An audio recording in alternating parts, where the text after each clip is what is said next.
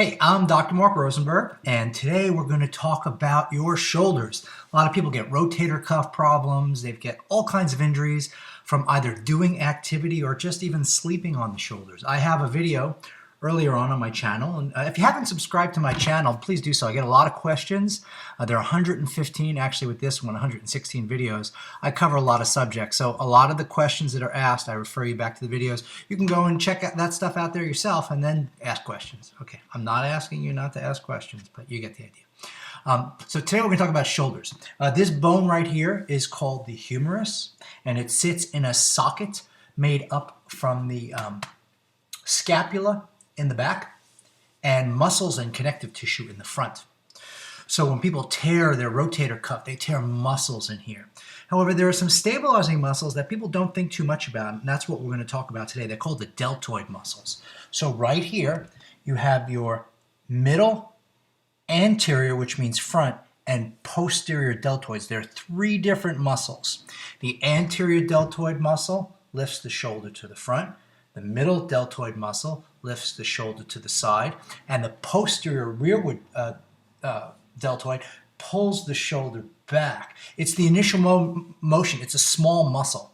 They're only about this big by that wide. But what happens is if they're not strong enough, the work goes when you push on something, whether you're golfing or playing tennis or sleeping, instead of being taken up by the strength of the deltoid muscle, it actually goes into your shoulder and neck. So if it doesn't hurt or throw out your neck or pinch a nerve there or cause some other muscle injury, you could have problems further down the arm.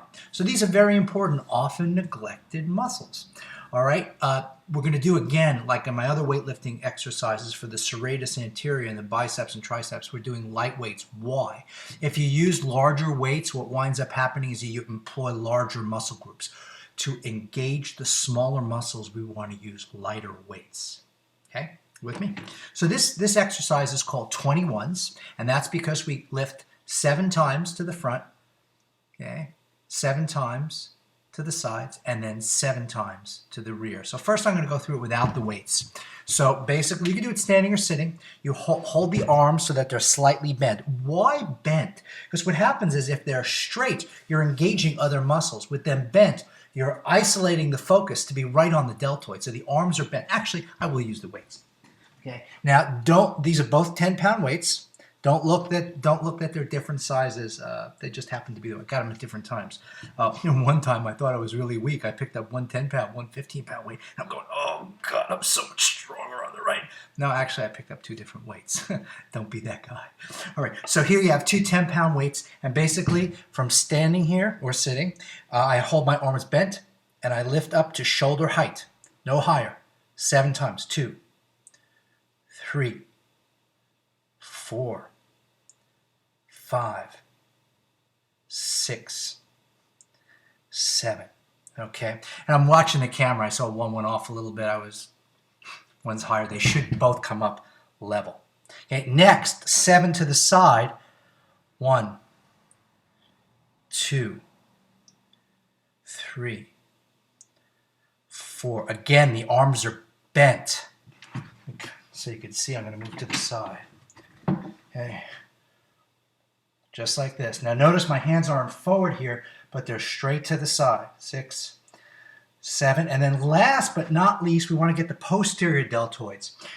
We're going to put our head on something. I'm going to use the side of the chair. I use a bench downstairs in my house. You get your back so that it's parallel with the floor.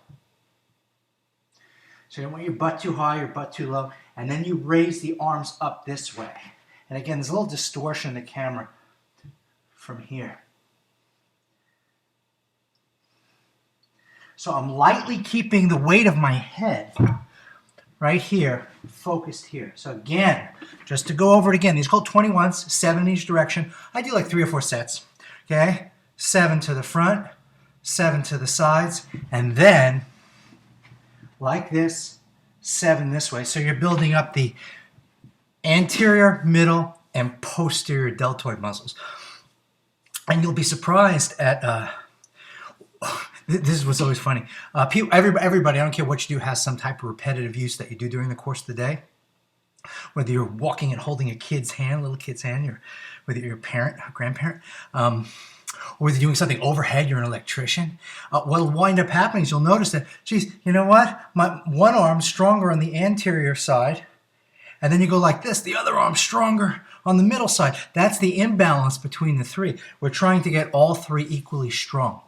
And sometimes they're equally weak on both sides because you avoid that movement altogether. Now, a lot of people, when they get frozen shoulders, they can't raise their arm up. The earlier video where I talk about, a couple of years ago, how to fix shoulder injuries, where you go in there and you dig and tear apart adhesions, that's good. This is to rehab it even more so you can get full range of motion back to your shoulder. Plus, anything you do with impact. If there's a little bit more strength here, it's going to take up that shock. It's also really good if you're just knocking off push-ups and stuff. You can notice you'll be able to do more because the muscle's more developed all the way around.